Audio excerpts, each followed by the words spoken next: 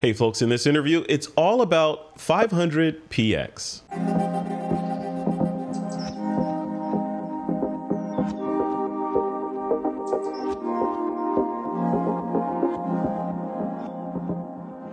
Hey, welcome back to another episode. We are going to be diving deep into a company that many of you may be familiar with. They're called 500px, and they're a photo gallery that's been around for not a long time, but also a long time in the sort of world of photography. Came on strong and a while ago, and I was involved. I did several interviews with folks from the company a while back, and sort of the positioning back then was, it just felt like a higher end photo gallery, and almost to the fact that it felt like, or it feels like that you have to be of a certain level of talent in order to even consider going there, which is not the case, but the quality of photography on the site continues to be outstanding. And I'm lucky enough to have two people from the company here. I have the CEO, and I want to make sure I don't butcher the name, Aneta. Aneta Filiciak is here. Perfect. You are the CEO of the company, and we also have the senior art director, Karen Biilmann, and we're going to talk to them about how the company is doing, where the company's going, and a bunch of other things. So both of you, welcome to the show. Thanks for coming on. I appreciate it. Nice to be here. Thank you for having us. Yeah, you're welcome. This is going to be good. I'm excited to talk about this. I'm a fan, and I want to understand. Aneta, maybe you can take the first question.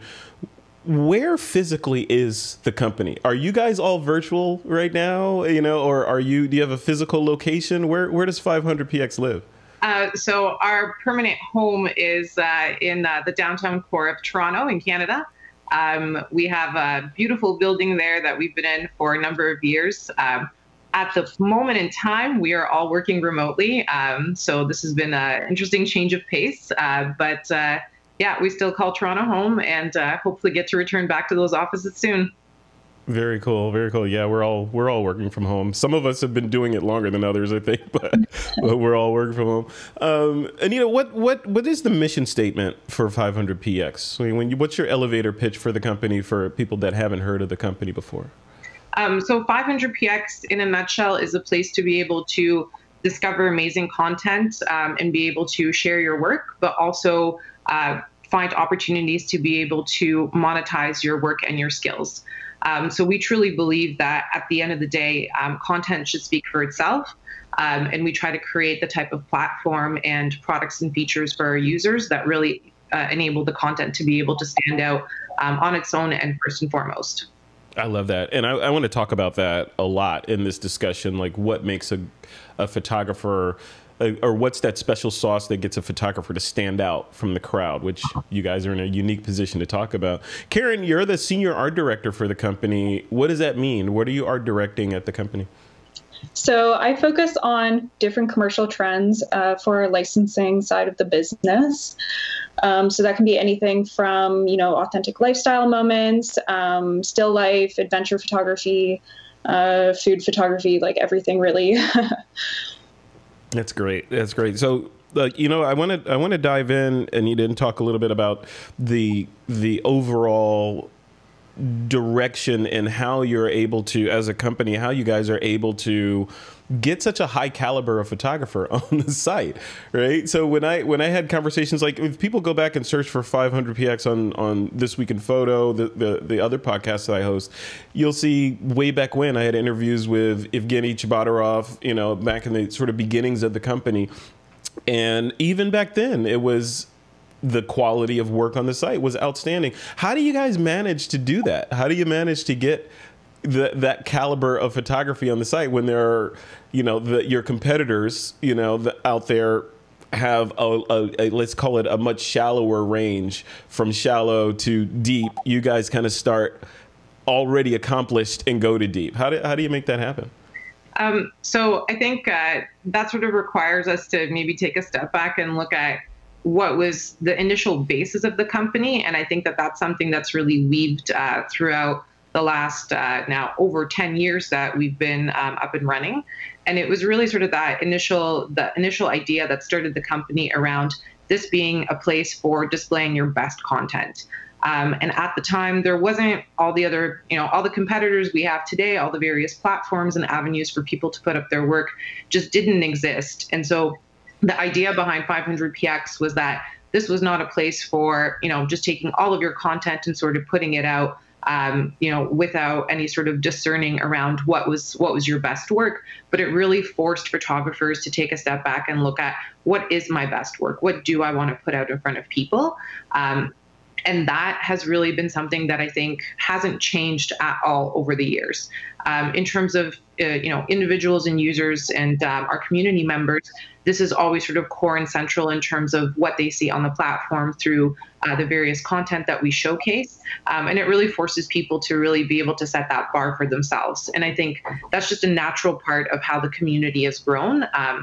And that sort of high level and high bar photographers and our users set for themselves in terms of what they want to put into this community.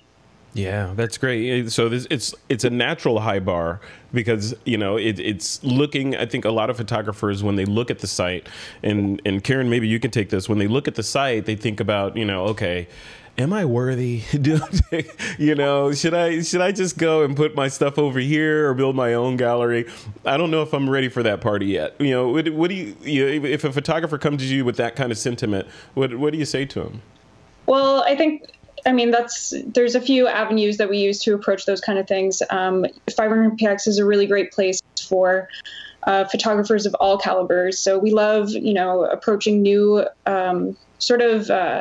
beginner photographers and helping guide them through the entire process. There's a lot of different avenues to help teach them, on different photography trends and stuff. But it's also about showcasing accessible content within our platform. So, we do have a lot of really high caliber style content, but by showcasing some of the more accessible, maybe in-home content as well, it attracts a different audience, and then we can sort of help guide them through the process and really watch them grow as we continue to work with them.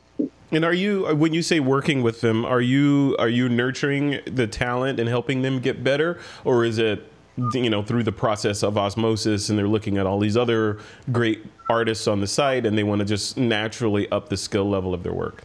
Yeah, we do offer a lot of different opportunities where we can work with the photographers.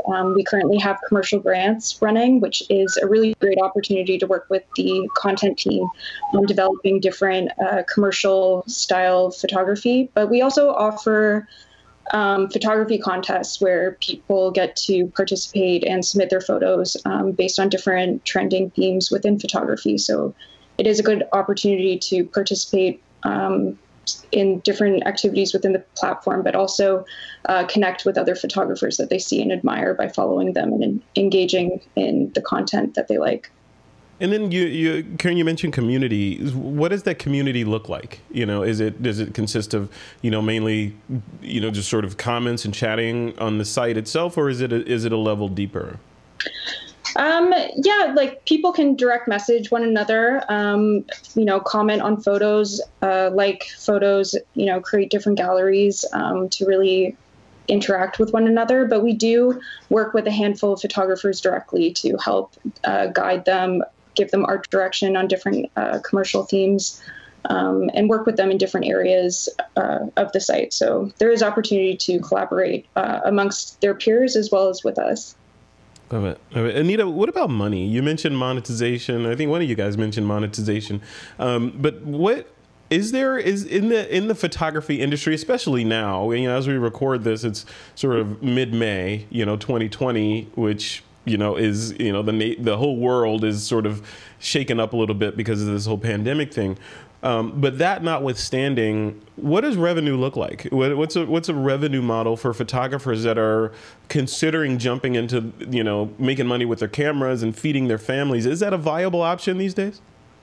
I think it's still a viable option. And in the situation that we're currently in, although now seems to be lasting for quite a bit of time, it is one that eventually we'll be able to overcome. I think the key thing for photographers is to look at some more novel or maybe different ways to be able to earn money and generate revenue during this period of time.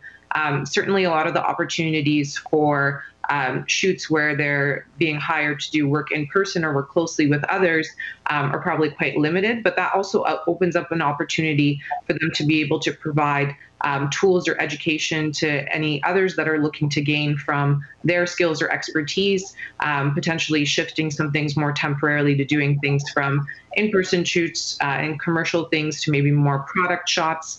And I think there's always still the opportunity for people to be able to contribute content for online use and online sales and distribution.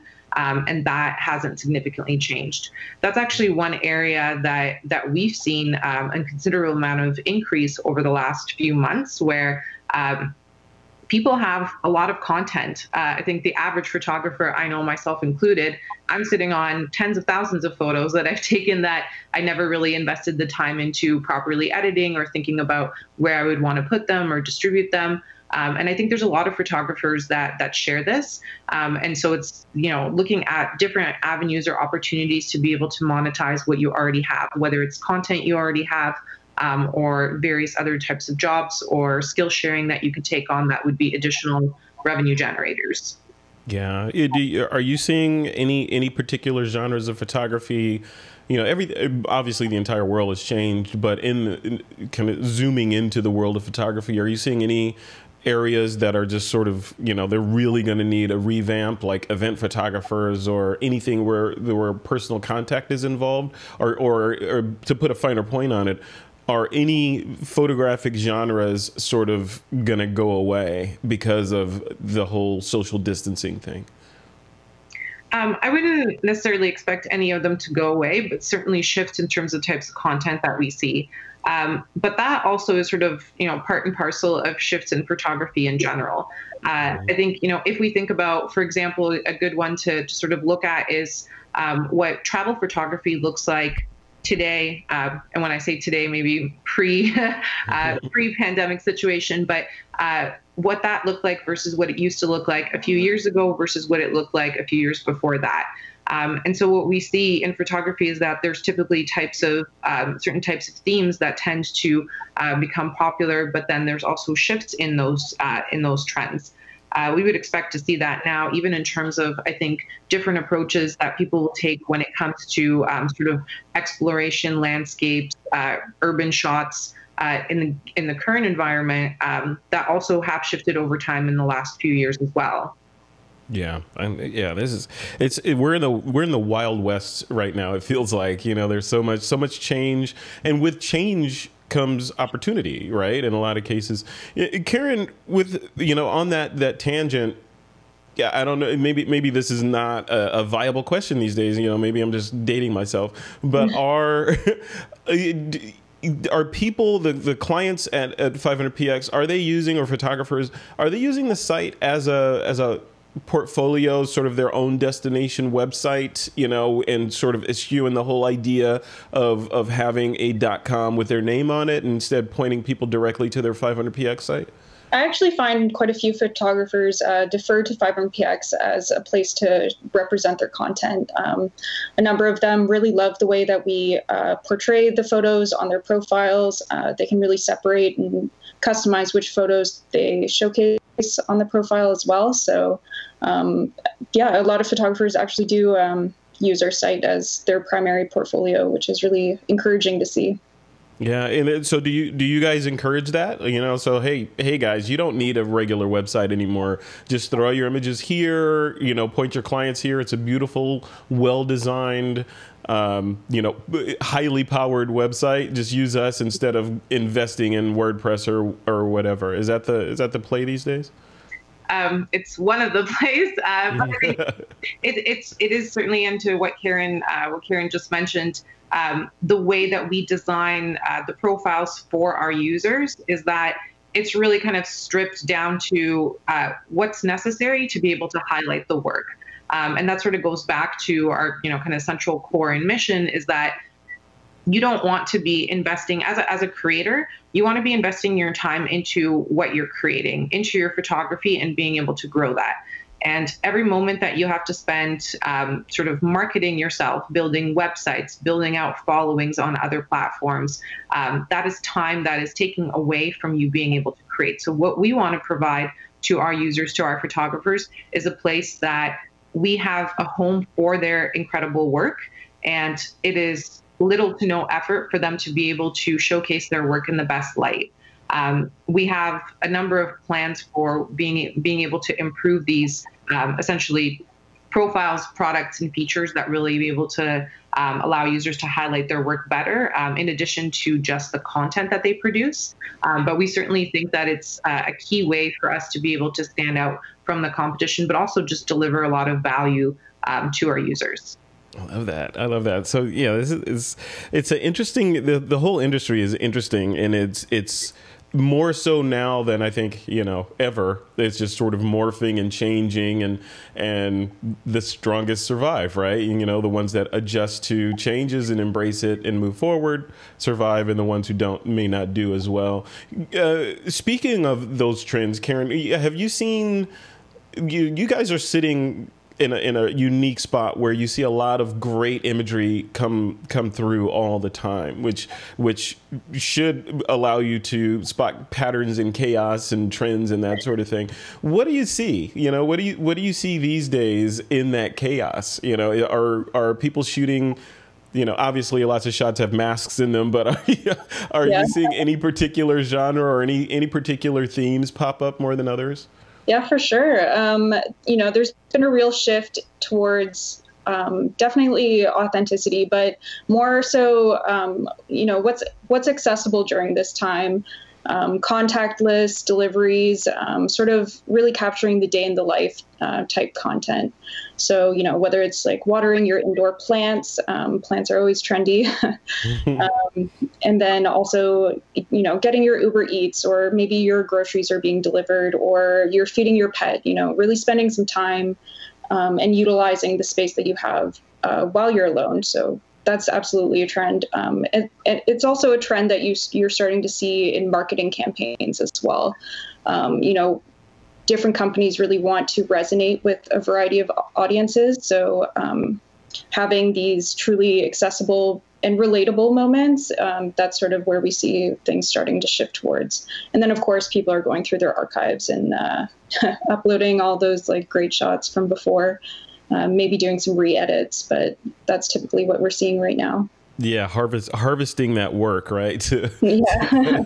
Kind of go back and which they should have done anyway, right? So it's sort of like the pandemic caused you to clean out your closets and your garage and all that stuff. It's the same way. I mean, it's a great excuse to go back and review the archives. So. Yeah. It's really interesting. Karen, we had a call a while back where we were looking at the work of a lot of different amazingly talented photographers on the site.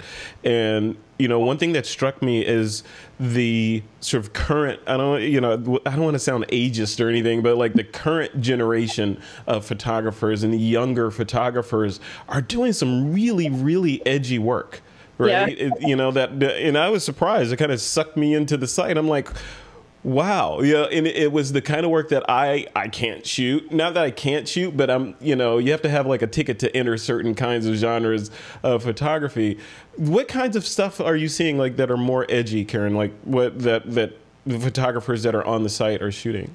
Yeah, for sure. I think you see this real trend with, authentic moments, or in a way that resonates with a viewer that's authentic. But you also find that the models within the photos are almost confrontational with the gaze within the photographs. So, you can take a casual moment walking through the city, but it's almost staged on purpose. So it's purposefully shot within the context of wherever you are. And you provide that connection within the photography by looking directly to your audience once the photo has been sort of published. But we also see editing, heavy presets used. It's not necessarily over edits or anything, but it just almost adds a different depth to the photo. So you have really heavy bokeys being used, deeper tones almost sometimes. It really ranges from deep tones to really bright aesthetics. But I think that's sort of where you start to see the shift is people are getting really good at editing their photos to incorporate those sort of really deep instances that really draw you into the image. Yeah. Yeah. You know, it was interesting. I wanted to throw out to you guys on my list of questions was, you know, we're talking a lot about the changes in the industry and, you know, sort of the different genres and styles and all that. And I want to talk about that more, but one of the perceptions, not the perception, but one of the perceptions from newer photographers that are entering the industry is that the sort of vision or stereotype of the highfalutin New York fashion photographer with the set full of people that are catering to his or her every whim, and there's caterers on the side, and there's the makeup artist and all that stuff. Do you guys, sitting from where you sit, do you and maybe Aneta, you could take this, do you see that as, like, you know, is that gone? Is that something to shoot for photographers, you know, in terms of that's the holy grail of where I want my career to go if I'm in the fashion genre? Or, you know, where do you fall on that? I wouldn't necessarily say that is gone. That will always exist to some degree, but I do think that is more of an outlier in terms of where sort of career progressions for photographers go, especially in the commercial space. I think one of the biggest shifts that we've seen, and we've worked with numerous photographers that have worked with us on various types of commercial and specific projects, is that photographers are looking at being able to essentially find multiple different avenues to be able to generate revenue.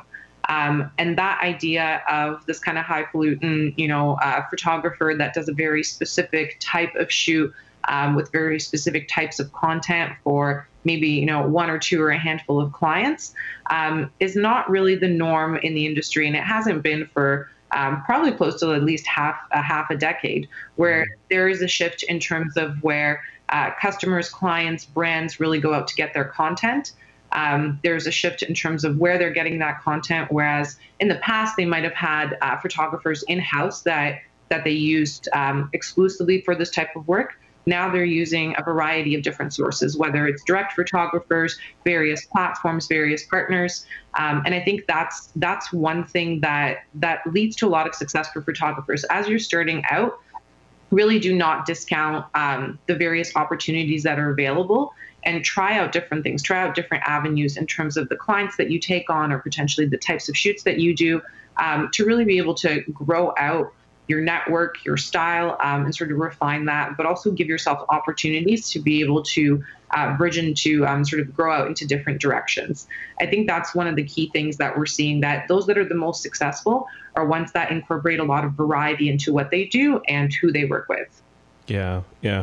You know, one of the questions that comes up a lot in a lot of discussions almost constantly is, what's the technology stack that a successful photographer should have under his or her belt these days, right? Is it, obviously 500px, but do they need to be prolific on Facebook and Instagram and Twitter and, on Pinterest and on and on and on? Or should they focus on their art and, and getting that art into their gallery and then moving on to the next project? Aneta, I'm curious what you think about that. Like what's that technology stack that photographers should be mastering and not being overwhelmed with? I think I'm of the opinion that you pick the few that are the most impactful for you, and invest only the minimum amount of time that you need to be able to at least have a presence on sort of staple platforms. But I think the sort of back to a previous statement that I made about sort of that trade-off between how much time you spend marketing yourself and how much time you spend creating your art, it's very easy to fall into the trap of spending a significant portion of your time building out content on every single platform and sharing site, and whether it's a website, social media, Instagram, everything. And that could sort of consume your time more than what you're putting into actually creating. So I think photographers do need to be discerning and sort of invest time into, maybe a few handful. I think, from our standpoint, anybody who is a photographer that's producing content, 500px is the place to be able to share that, display that. I think Instagram has a much larger reach, but it's not a photography platform primarily. Mm-hmm. And sort of with the shift of the content, especially what you see, whereas predominantly it was more photography centric, even close to 10 years ago, or around the time that it started for the first few years.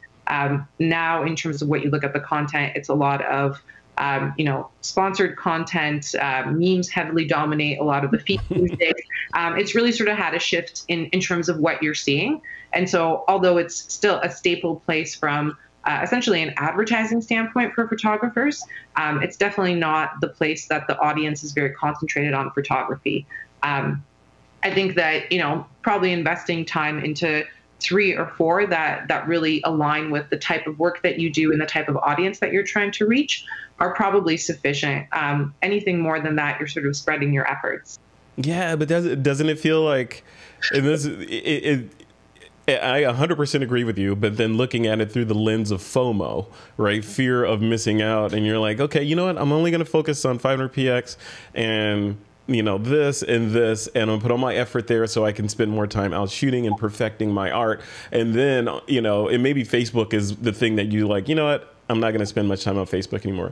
And then you see some prolific photographer that you know and respect crushing it on Facebook. And now you're like, well, maybe I should be on Facebook, right? How do you combat that? I think there's always going to be an element of that FOMO. You'll often find again that one case that that proves the contrary.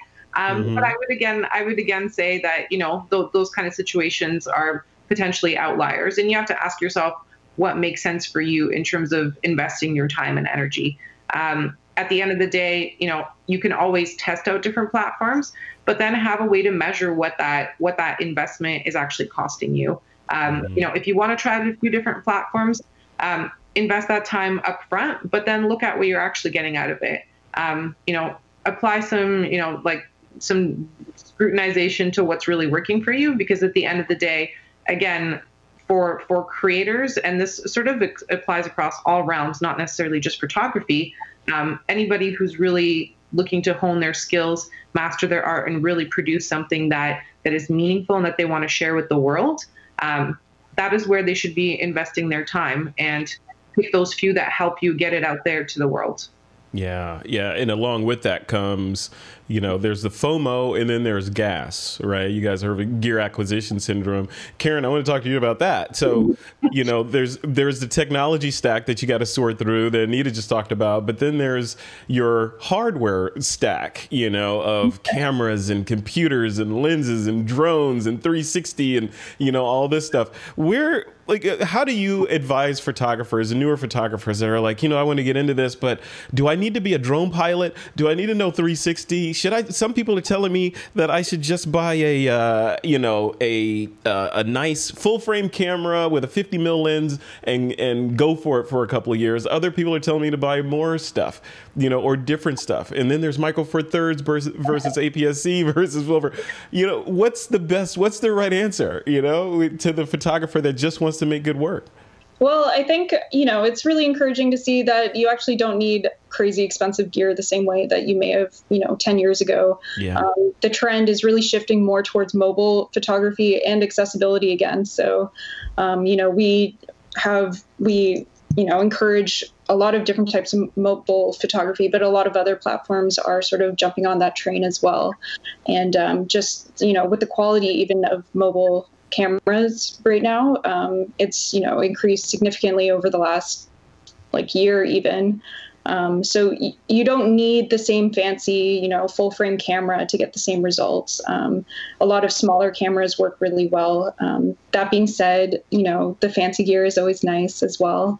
If you're trying to get that really dramatic aerial shot, or you want to blow something up really big, that's sort of when you start advising people on fuller frame cameras, but it's only really necessary if you're trying to, go out and shoot a billboard, or, you're working on really high production shoots. You don't really need the latest gear all the time. It's more about, think about your styling, think about your composition. What is it that you want to shoot, and go out and shoot meaningfully? And you'll get really good results with that. And that's sort of something that we try and encourage. You don't need the most expensive, newest, latest, flashiest gear to participate in 500px or photography at all if you're passionate about it. There's lots of avenues. Yeah, you don't need it, but there's that want thing, right? Yeah, I mean, I have seen some like really good aerial shots and have been curious, but then again, it's like prioritizing what your needs are. Like what is it you want to say with your photography? Do you want to be an aerial photographer? Then you go out and buy the equipment, maybe, experiment a little bit before you make that decision, do your research. But, think about how much you use the equipment, what it is you want to be shooting, what do you want to be doing in photography, and evaluate that way. Yeah. I'm curious from both of you guys. So the idea of specialization or focusing on one specific genre, like I'm a landscape, I'm a drone photographer, I'm a boudoir photographer, I'm a street photographer, on and on and on. Do photographers, in order to be successful, do they need to niche down that tightly and pick a genre and run with it? Or is it, can they be the jack of all trades and I do a little, when I feel like it, I do some landscape, and now I'm flying my drone, and now I'm doing some portraiture, and, is that spreading it too thin? Or where do you, Aneta, maybe you could take this. Where do they fall on that? Or where do you fall on that? I think in terms of being able to start to really develop more of a creative voice and a tone for your work, typically kind of spreading yourself then doesn't allow you to be able to do that well. So in terms of being able to establish more of a tone for your style, it's often helpful to sort of focus on, maybe one or a couple different areas as you build up your skills. But I think at the same time, in terms of depending on whether you're doing this more as a hobbyist and for your own interests, versus if you're looking to do this more professionally and starting to monetize on those skills, having a little bit more of a breadth to be able to take on different types of projects and work is certainly helpful if you're looking at it from a professional standpoint. But to be able to sort of create that, identifiable look and style and trend to build up your name and voice, this is typically where we see a lot of photographers that you can start to look at their work and that it's their work. It has a particular theme, style, it can evoke a certain kind of emotion. And I think from just kind of going from that initial 0 to 1 to establish yourself, that is really helpful. Yeah. Even color palette, right? So yeah, I know that artists because they use a lot of muted colors, and they shoot people doing these kinds of things. Yeah. With that, I wanted to switch gears a little bit and go a little bit controversial, maybe not too controversial, but and Karen, we touched on this a little bit in our last conversation, the idea of composite photography as an, not a legitimate form of photography, which, that's the argument, is there are some photographers that I know personally that will go out and they see the world as pieces for a final creation that they'll create at some point. And then I have other friends that are equally as talented that say, yeah, I capture everything in camera and I nail it in the RAW file. Some of them don't even shoot RAW. They're like, I nail it on the JPEG, and then I go from there. Where do you guys, and both of you, feel free to chime in at will. I'm curious where you both fall on that. And I know it's not a company-wide thing, obviously, but it's more of a subjective thing. But composite photography or shooting components of a later work versus nailing it in camera, is it an either or? I don't think so. My personal belief, art is art. If you want to do that in multiple frames and then put it together later, then that's just as valid as shooting it in frame in a single shot. I personally love putting together collages. I think you can do a lot of really fun, creative things with it. And it is something that you are starting to see trend. I don't really think, anyone should be limited by their creativity at all. So if that's an avenue that they want to explore, why not? It's absolutely valid. Yeah. Aneta, what about you? Where do you fall on that? I'm actually a very big fan of composite work, and there's also surrealistic type of photography, which often requires sort of taking something that isn't a moment that you capture, but, kind of taking a few pieces together. So I'm personally quite a big fan of it. I think just, in terms of that argument, you sort of have the purist view, and then you have those that, like, as Karen mentioned, art is art, and it doesn't really matter how you get to your creations. At the end of the day, photography is about being able to create something that you use a specific type of, tools to be able to make, but I don't think that there are any restrictions on that. If you get to that point, then you can also draw the line with, any type of editing is not purist or any type of filtering is not purist. And so, now we start to tread that line. But personally, I think it's, whatever tools you sort of use to get there, whatever process you follow, at the end of the day, it's that content that you're creating that ultimately is what is important.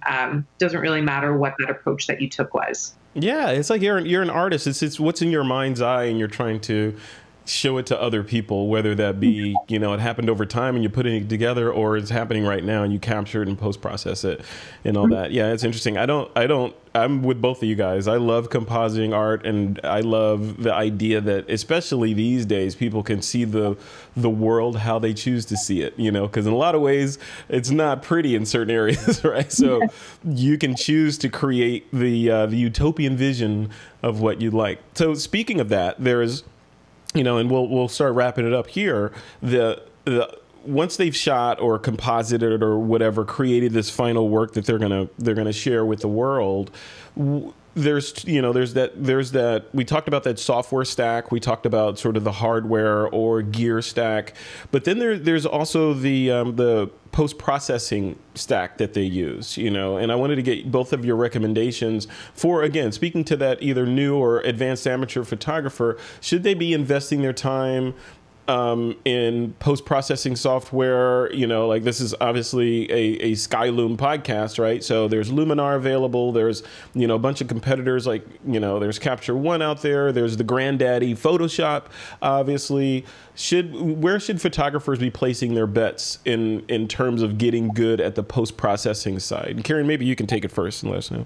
Sure. I absolutely believe in, refining, but there is a fine line. You definitely don't ever want to overprocess your photography or alter, body image, body shape, or over retouch skin. That's sort of where you get into the gray areas. But, using it to complement your photography, I think, is absolutely appropriate and can really help sort of define your style, or help you look consistent in your photography as you present it to clients, or, even on your 500px profile. Yeah. And Aneta, what about you? Is there a stack that you, as putting on your photographer hat, taking off your CEO hat, what do you rely on? I would say I probably do, in terms of sort of more involved edits. I'm primarily a Lightroom user. I've recently started to get into the actual Luminar 4 from Skyloom, and I really like it. It's sort of cutting down my workflow, so that certainly helps in certain things that I probably would have moved over into Photoshop in the past. It's helping me be able to do that with a few clicks, so that's certainly been helpful. In terms of any sort of more intricate work, I would use Photoshop. And I'm actually a big fan of, on the mobile side, like I'll use mobile Lightroom, but I'm a big fan of Snapseed. Me too. Somehow, I don't know, like I did a few photos and I've tried a number of different sort of editing tools, and I really like it. And it gives me enough of kind of the preset world, but enough of the sort of flexibility, just really helpful to use. So that's kind of my go-to on the mobile side. Karen, you mentioned mobile. You touched on mobile a little bit in terms of trends, and that things are sort of moving in that direction. Is that the future? I mean, do you think like all this, I need this glass and that glass and this body and full frame versus this, and is that all just, noise from the previous generation, and the next generation is going to have their cameras in their back pockets? Well, I don't think cameras will ever go away.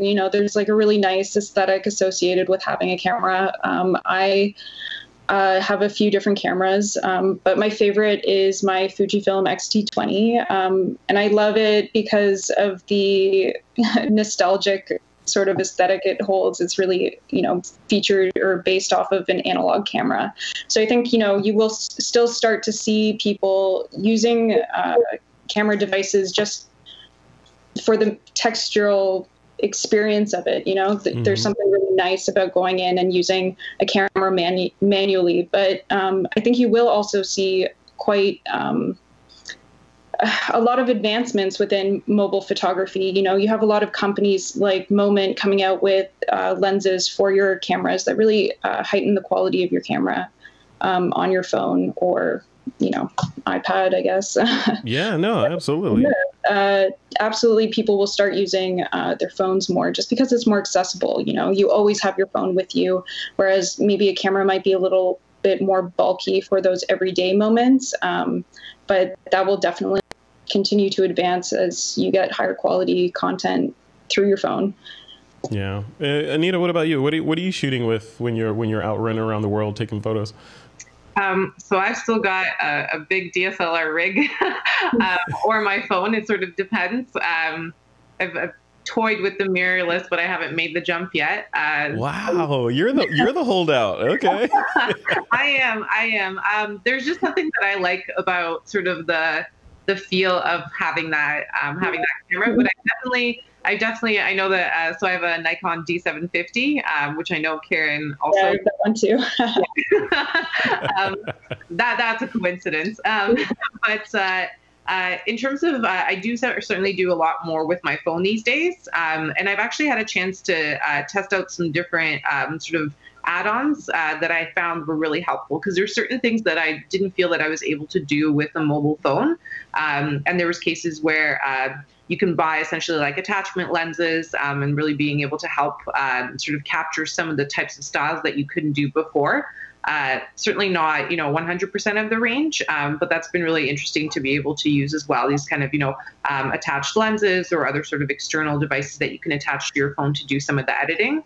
And that's been pretty great for any type of travel where you don't want to have an extra, 7 or 8 pounds of camera gear. Yeah, absolutely. I tell you, some of the best shots and most important shots, including one just last night, my daughter lost her first tooth, was with, I have the photo, I'll send it to you guys, was done with my iPhone, and now everybody in the family has it, instant processing, Snapseed, and it's off. It's something you always have with you, so. Yeah, it's so great. And you know what? The Tooth Fairy came last night too, and it's amazing. She's got extra money. So, Aneta, before we, I want to ask you guys sort of a funny story question at the end. But before we get to that, I want to talk a little bit about during this interview, we were talking about that whole software stack and how you should only invest in, a finite number of things and not spread yourself too thin. One of the things that I think a lot of photographers are concerned about is the whole eggs in one basket syndrome. A lot of it, kind of put on by PTSD from Google releasing services, putting gazillions of dollars behind them, and then canceling them in a week, So can you talk to us a little bit about the longevity of 500px and if a photographer says, yes, I'm going to settle on that, it's beautiful, I'm putting all my work there, are you guys going to be around in 2023, so that, if I invest now, I'm not going to regret it later? We'll be here for much longer than that. From that standpoint, again, we've been around, officially for the last over 10 years, going into our 11th year. And this is something where the community has been growing, the platform has been growing, and for those that are users of ours, they see a lot of the changes that we've been rolling out, especially over the last 6 months. We've made a lot of significant product improvements, really investing into things that we think are going to be valuable for our users. And I think those that are users, our community members, are seeing what we are doing for being able to improve the platform for them, to be able to provide that value, and we'll continue to do so. We have a lot of plans in terms of things that we want to be able to provide to the photography community as a whole, that we think are really unique offerings, and we'll start to be releasing a lot of that over the next 6 to 8 months. And so I think there's no concern about us not being here. If anything, maybe some concerns about if you're not on it, some FOMO maybe in the future. I love that. That's good. That's reassuring. And that's what I wanted. Because, you guys are sitting at the spot where, photographers have concerns, right? If I'm not going to build a WordPress website and throw a gallery plugin on there myself, and of course, all the complexity that goes along with that and the expense, and I settle on 500px, I want to know that you guys are going to be around for the long haul so I can start pointing people there. So that is encouraging. Okay, I want to end it with Karen. I'm going to throw it to you first. You're on the hot seat. A funny or embarrassing story related to either 500px or your photography career or otherwise that you want to share with the audience. Oh, okay. I guess I actually have a favorite go-to. A few years ago, I was sitting in the office, unknowingly giving a stink face. And I walked in early one morning and found my stink face plastered all over the office wall. And it's pretty iconic. I at least have one face still in the office. It's been there for, I guess, like 2 years now. Oh, that's awesome. We need a picture of that. We need that picture. I have those pictures. Yes, please share that. Please share that picture. So yeah, I can definitely get you some copies. We need a copy of the stink face. Yes. Stink face, yeah. What about you, Aneta? Any interesting, embarrassing, funny stories you want to share? Well, I had one that was a similar vein than Karen's, but maybe I'll go to a different one. So I think I'm going to go with my other go-to, which is actually the story of how I even joined 500px in the first place. Oh, yeah. And I love telling this story because Spill it. To this day, it's probably the greatest coincidence of my life. So I joined in 2015, so I've been here for about 5 years. And at the time, it's interesting that you say that previously, photographers kind of, look at a lot of the work and they're like, do I really belong here? Does my work belong here? I felt that way at the time. I worked in a totally different industry, and I really wanted to work at 500px. I was a passionate hobbyist photographer at the time and really wanted to be able to contribute to growing out this company. And managed to get myself an interview through an in-person meet that I had with somebody at the company. And I was just going back and forth through email with the HR manager, setting up a time for me to come in. And so that night, me and a friend went to go. We used to do these sort of weekly ritualistic photography walks where we'd walk around the city of Toronto and just take some shots and kind of see what we can get. And this was maybe Wednesday, 10:30 p.m. We were standing on a bridge, like out on the east end of the city, nobody around in sight, and we're waiting for the streetcar to come through because we wanted to take a long exposure shot. And two women were walking across the street and decided to cross the street in the middle of it, just walked up to us and started chatting. And one of them says, "Oh, I see you guys are photographers. I think, I have something that you might be interested in." And she's fumbling around in her purse, and she pulls out two cards for these promo cards for their memberships for 500px. And I look at her and I was like, "How do you have those? How did you get those? Why are you giving them away?" And she's like, "I'm their HR manager." And I'm like, "What's your name?" And she told me her name. And I said to her, and I was like, "I'm Aneta. We've been emailing all day trying to set up my interview." That's awesome. That is weird. That is a weird coincidence. Wow. It was so funny just because the place we were in was so random and remote, and it's just the fact that she so happened to be walking on that street that day. So sure enough, she told the story to everybody before my interview. So when I came in, everybody knew who I was. Super excited to meet me, just wanted to see if this story was true. And I think at the end of the day, it really helped to solidify the fact, because, a lot of people when they come in for interviews or they want to join our company, they talk about their love of photography. And they said to me, and they're like, nobody would lie about this. Like, somebody who stands on a bridge at 10:30 at night trying to get that one shot, they got to love it. Well, did you get the shot? I did. Nice. See, that's a shot that you need to print, right? That's a historic shot that changed the trajectory of your life, right? It definitely is. Oh, that's cool. Those are great. Those are great stories. Well, cool. Well, let's end it here. I know you guys have lots to do. It's Friday, so not that you're going out partying or anything because everybody's socially distancing. But any final thoughts? Karen, I'll let you go first. Any final thoughts you'd like to share with the audience before we wrap it up? Check out our site. Lots of opportunities on the go.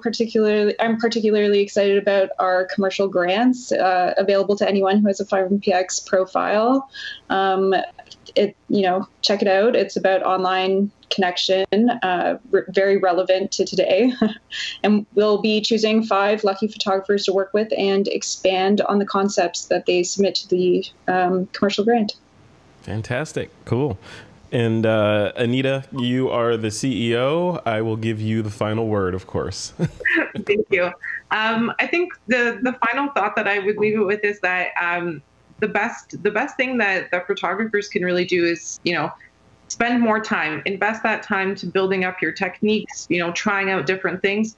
No matter what the circumstances are, you can find, beauty and creativity in a lot of things around you. And I think, a lot of people are challenging themselves to do that, especially these days. Don't give up that mentality and really invest that time into continuously growing. This is a passion for most of us. And it's something that's, a lifelong journey. So, just continue to invest that time and grow out your skills for the things you love. Love it. Love it. Perfect.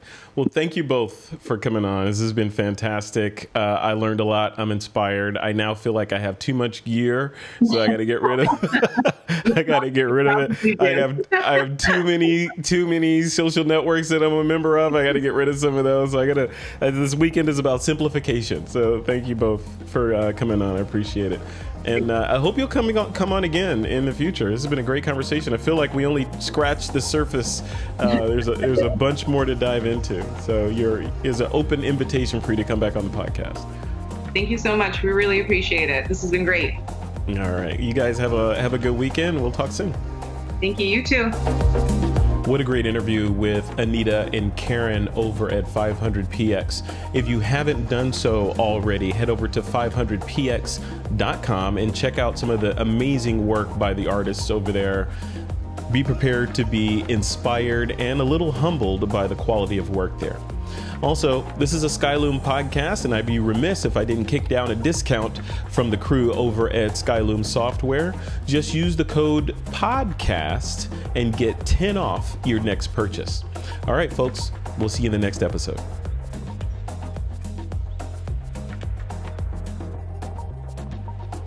This episode was made possible by our friends at Fujifilm. Make images, share stories, and experience moments at the speed of life with Fujifilm. Thank you for staying home with us.